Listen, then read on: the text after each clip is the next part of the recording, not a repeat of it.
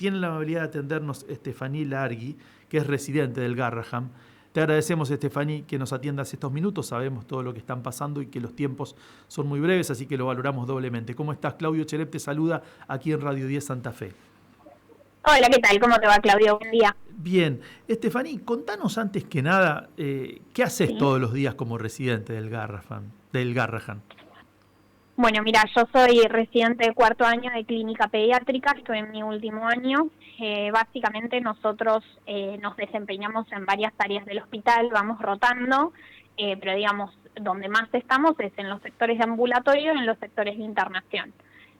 Yo, a medida que van pasando los años, uno tiene responsabilidad más creciente, pero bueno, en el último año, digamos, ya es como que prácticamente haces todo solo. Por ejemplo, cuando te desempeñas en el sector ambulatorio y viene un paciente, lo atendés, haces el diagnóstico, le pedís todos los estudios y le indicás el tratamiento. Si se tiene que quedar internado, lo decidís vos. En realidad, en general, se lo comunicás siempre a alguien, a un médico de planta, a un jefe de residentes, pero también lo decidís vos. Y después, cuando estás en el sector de internación, nosotros hacemos las guardias, que las hacemos guardias de 24 horas. En líneas generales, las salas tienen alrededor entre 20 y 30 pacientes de alta complejidad que suelen ser oncológicos trasplantados con enfermedades crónicas, y ahí hacemos la guardia, que nos quedamos siempre un superior, que puede ser un R2, un R3 y un R4, con un R1 que nos acompaña. Y lo mismo, las decisiones en la guardia, en mi caso, por ejemplo, yo ahora no estoy en la internación, pero cuando estuve, las tomaba yo, hacíamos las indicaciones, ingresábamos a los pacientes, los revisábamos, y bueno, obviamente cuando nosotros estamos ante alguna duda, alguna situación que no podemos manejar, siempre hay un médico de planta que nos viene a ayudar y a supervisar. Pero bueno, básicamente es eso, vamos teniendo responsabilidades crecientes a medida que avanzan los años, y bueno, para el último año casi todas las tareas ya las hacemos solos. Y para los que no entendemos por ahí la jerga, ¿qué es un R1, un R4? Claro, bueno, como te explico, ¿no? Son 4 años de formación en las que uno entra como un trabajador, como cualquiera, o sea, nosotros somos médicos recibidos con título, con matrícula, todo, y se divide en 4 años, ¿no? A eso me refería de la responsabilidad creciente. El primer año, que es el R1, es el año que uno más está supervisado, y a medida que vas avanzando, cada vez, digamos, tus tareas las vas desempeñando más solo. Siempre hay alguien acá para darte una mano, porque la realidad es que uno tiene poca experiencia, pero bueno, a medida que pasan los años, uno cada vez empieza digamos, a hacer más cosas solo y a desempeñarse más como cualquier médico que no tiene que consultar. De todas formas, acá se trabaja en equipo y siempre nos estamos consultando entre nosotros, pero más o menos esa es la idea. Y en tu caso, Estefaní, ¿después de cuántos años de estudio llegaste al Garrahan? Y yo hice, digamos, mis 6 años de carrera. En realidad, o sea, después está el internado en el rotatorio, que cuando yo lo hice fue en la pandemia, entonces se acortó, que fueron 5 meses. Después preparé el examen de residencia, rendí, y bueno, y ahora ya voy, que este sería mi 4.º año ya de especialidad. ¿Cuántas compañeras y compañeros están en tu situación ahí? ¿Cuántos residentes hay? Y nosotros entramos 70 por año. Y, o sea, hubo renuncias este año, muchos chicos se fueron yendo, pero más o menos alrededor somos 270 personas en total en la residencia de pediatría. Después acá funcionan otras residencias, pero bueno, en la nuestra somos alrededor de 270. Con lo cual uno supone, por ese número solo de residentes, si uno cuenta el personal administrativo, los médicos ya más consolidados, las enfermeras, uno entiende que es una ciudad, una pequeña ciudad en la cotidianeidad del Garrahan. Es una pequeña ciudad, tal cual, sí, somos muchísimo personal. Y bueno, respecto a esto, lo que te referís de lo que es personal administrativo, y bueno, lo que en muchos lugares se dijo es personal no asistencial, ese dato no es real, porque digamos, si bien hay personas que están calificadas, digamos, como administrativo, igual hacen tareas asistenciales, como técnicos de laboratorio, enfermeros. Entonces ese número que suelen dar, que salió casi todos lados en el gobierno, no es verdad, porque acá atendemos todos. O sea, el personal administrativo es un puñal de personas que además también tiene un contacto muy estrecho con el paciente. O sea que es un dato falso. Sí, o sea, ese dato de hecho nosotros lo explicamos en todos lados. O sea, hay un acceso al anuario del Garrahan que está en la página colgada del hospital, donde diferencia específicamente cuántos somos de personal asistencial meramente y cuántos no, que de todas formas, insisto, o sea, acá los personales administrativos no sobran. nos dan una mano enorme, ellos hacen las internaciones, se encargan de la parte de la derivación de las obras sociales, o sea, hacen un montón de cosas, tramitan las cosas relacionadas con la Casa Garrahan para la gente que viene de otras provincias, o sea, son personal que es súper necesario para nosotros también. Hacen guardias, o sea, vos acá venís a las 3 de la mañana y estamos, de hecho yo le digo a la gente, puede venir a ver si quiere, estamos nosotros atendiendo y los administrativos están en una ventanilla a las 3 de la mañana con nosotros, o sea, estamos todos trabajando. Estefaní, ¿puedo ser imprudente y preguntarte, no tu caso particular, pero en general, ¿cuánto gana un residente? Mira, nosotros siempre tomamos como punto de partida el salario del R1, que es el que recién ingresa, que su salario en blanco son 798.000 pesos, creo que estamos hoy. Bueno, nosotros no venimos teniendo aumento, no tenemos paritarias, no tenemos nada. La única solución, así arrancó nuestro reclamo salarial, que fue ya hace más de un año que estamos reclamando, porque teníamos una pérdida del 57% de nuestro salario real. La solución del gobierno inicialmente fue entregarnos un bono. Nosotros recibíamos un bono inicial de 200.000 pesos, que eso es del hospital, o sea, es lo que el hospital le cobra a las obras sociales de los pacientes que tienen prepago, obras sociales que se atienden acá, y a eso se les sumó 300.000 pesos más. O sea que son los bonos actuales, pero esos son no remunerativos, o sea, son bonos. O sea que una joven que está haciendo su residencia y que a lo mejor cuando uno llega con un chiquito en la madrugada, a cualquier hora, a las 2, a las 3 de la mañana y en la situación en que se encuentre y que le hace ese primer recibimiento, está por lo menos 400, 500.000 pesos por debajo de la línea de pobreza.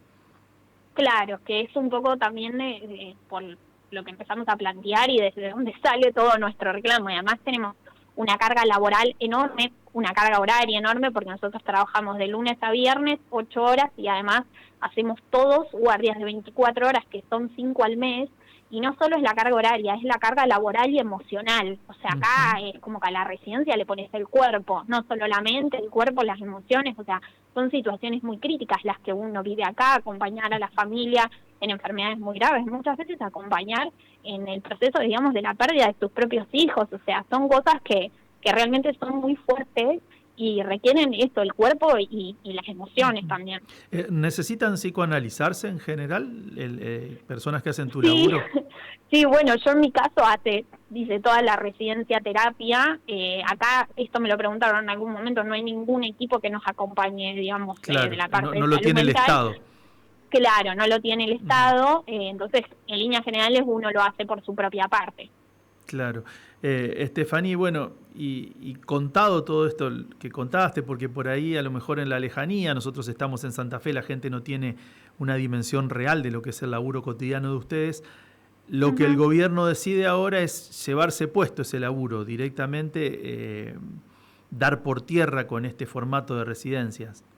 Claro, o sea, lo que nosotros nos pasó ayer, esto fue, digamos, una decisión que tomaron ellos sin comunicarla previamente. Nosotros acá tenemos un comité de docencia que tampoco estaba enterado de esto, o sea, esto fue una decisión tomada así sin aviso, esto fue una sorpresa para todos nosotros, es que el formato de esta residencia que existe actualmente va a dejar de existir para pasar una beca. ¿Esto qué significa? O sea, una beca es un proceso, digamos, o sea, uno vendría como trabajador a formarse también, pero sin ningún tipo de derecho laboral. O sea, te quitan todo lo que tiene que ver con antigüedad, aportes, obra social, por ejemplo, el posguardia, eso para mí es súper importante. ¿Qué es el posguardia? Tal vez el posguardia es que nosotros, como hacemos guardia de 24 horas, esto es un derecho que se consiguió después de muchísima lucha de médicos durante años, porque esto antes no existía. Vos haces guardia de 24 horas y al día siguiente te podés ir a descansar, no tenés que venir a trabajar. Claro. ¿Por qué? Porque, insisto, o sea, uno con con el tipo de pacientes que trabaja, uno puede estar sin dormir al día siguiente. Por uno, pero no solo por uno, por la atención de los pacientes, o sea, porque la realidad es que uno cuando está sin dormir se cometen más errores, se le pasan más cosas por arriba, o sea, eso es una realidad. Nosotros funcionamos como cualquier humano, ¿no? Necesitamos dormir. Sí, claro. Y pensaba también que además quita la posibilidad del progreso, del ascenso en la carrera.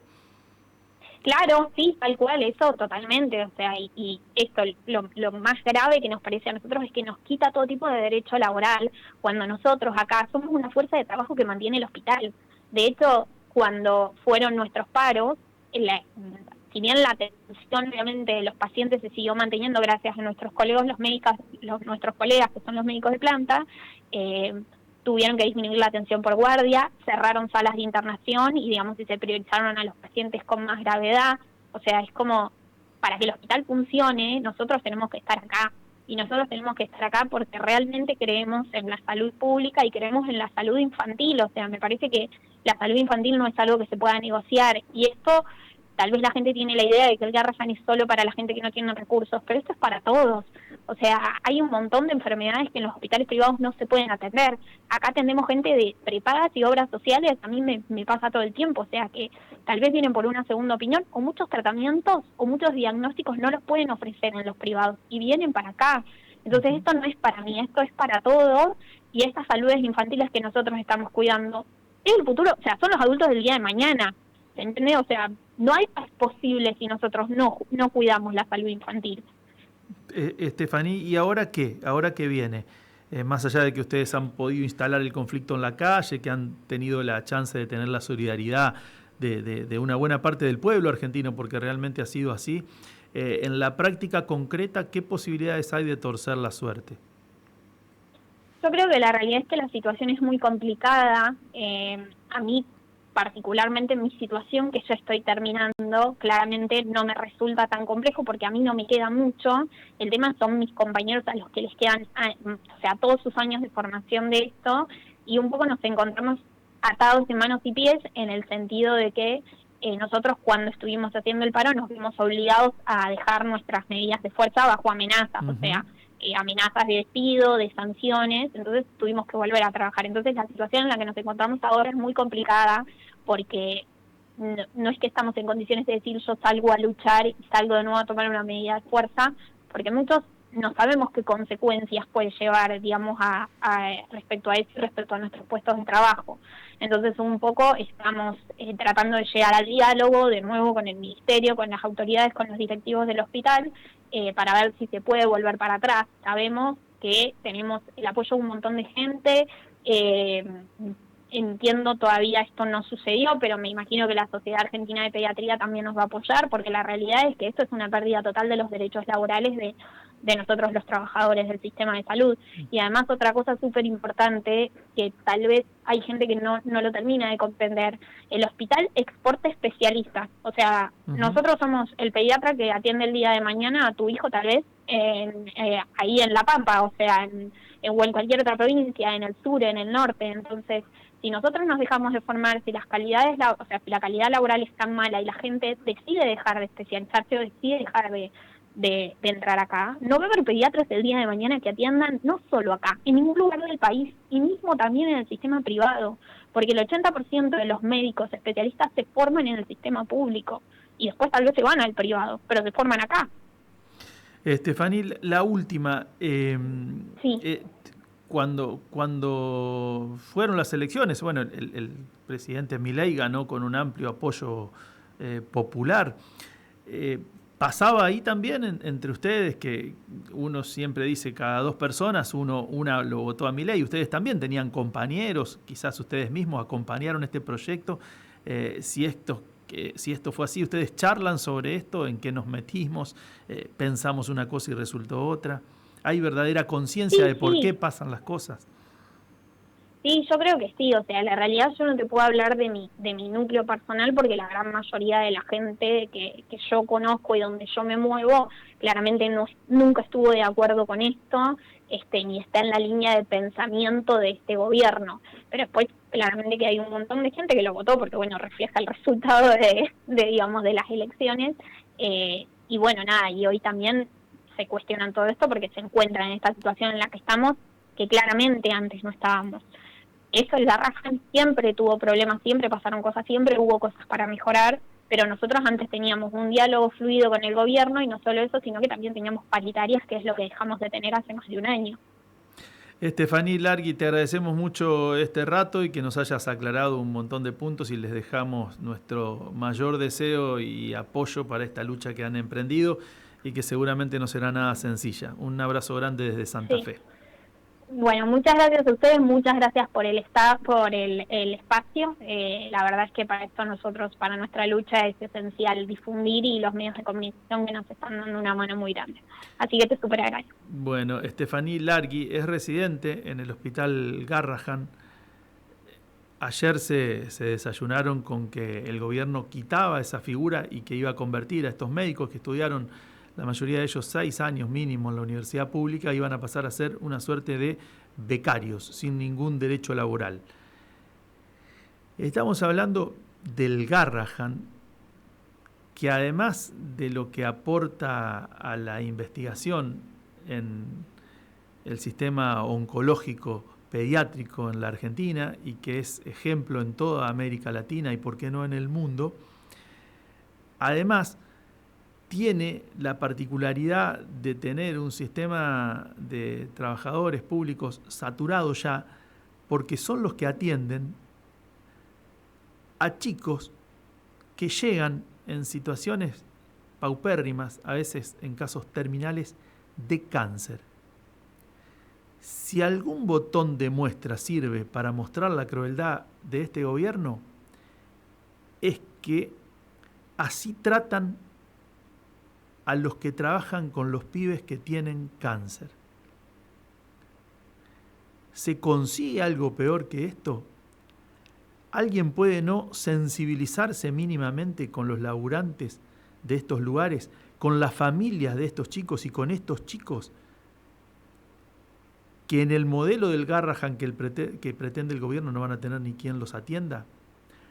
Para que el Garrahan no se financie, y porque hay que preguntar por casa cómo andamos, vuelvo a decirlo, ayer los diputados de la provincia de Santa Fe que votaron contra el financiamiento son Rocío Bonacci de la Libertad Avanza, Alejandro Bongiovanni del PRO, Gabriel Chumpitaz de Futuro y Libertad, Romina Díez de la Libertad Avanza, Nicolás Mayoraz de la Libertad Avanza, José Núñez del PRO, Verónica Racini de Futuro y Libertad.